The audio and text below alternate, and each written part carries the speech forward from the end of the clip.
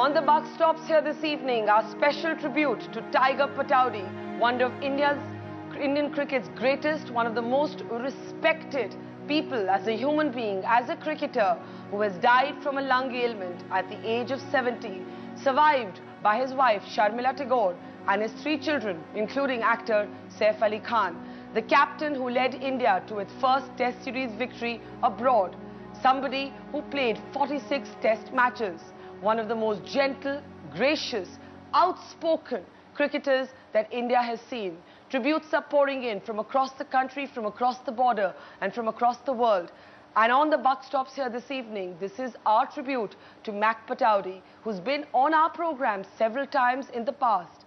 Outspoken, of impeccable integrity, a fine, gracious gentleman, an erstwhile Nawab, as we said, one of the finest cricketers, and we all have those iconic memories of him etched in our collective subconscious forever.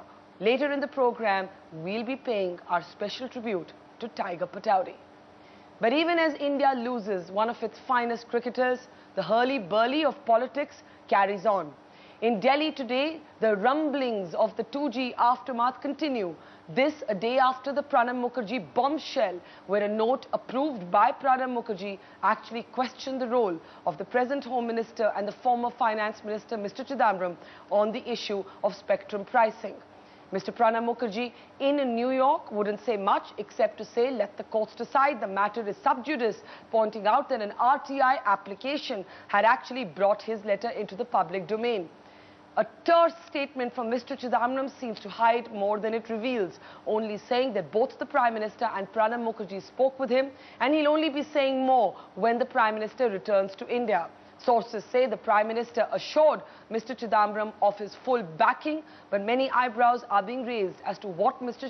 Chidambaram will be saying when the Prime Minister returns back. All this on a day when the Congress finally decided to bat firmly behind Mr. Chidambaram. Sandeep Hukan, my colleague, has been tracking this story. Sandeep, first take us through the details of that 10-minute conversation that took place between Mr. Chidambaram and the Prime Minister, who of course is also outside of India at the UNGA.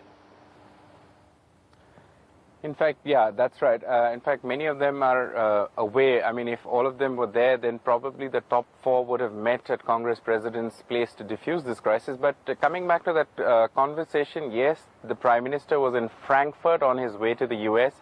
Last night, he called up the Home Minister. What we understand, officially the Home Minister, all that he released in a statement said that he spoke to both the Prime Minister as well as the Finance Minister, Mr. Pranab Mukherjee, and he assured the Prime Minister, that is Mr. Chidambaram assured the Prime Minister that he would not make any public statement until the Prime Minister returns, and that's 27th of September. But what sources tell us, and so far we haven't heard any statement from the Prime Minister's office, what sources tell us is that Mr. Chidambaram was very upset with the turn of events. He explained his position. Thereafter, there were some reports that suggested that perhaps he had even offered to step down if his integrity was in question. Our sources tell us that the Prime Minister told him that he had full faith and confidence in Mr. Chidambaram's leadership and integrity, and that he should not act in any kind of haste. And, you know, Mr. Chidambaram, of course, was willing only as far as to say that he did speak with the Prime Minister as well as with Pranab Mukherjee, and he will not make any statement until the 2 returns. But I think the Congress strategy is very clear, Barkha. They will defend Mr. Chidambaram very clearly. They will ignore the note. The Congress has already said that this note was prepared by a junior official of the Finance Ministry and not by the Finance Minister. So the effort now is to distance the Finance Minister from this note. In any case, the Finance Minister is not the author of the note, and an effort on to put up a united face where both the Prime Minister and Congress President Sonia Gandhi will intervene and get everyone on board. Barkha. NDTV's cricket app, Android and iPhone, fastest scorecard, special analysis, and much more.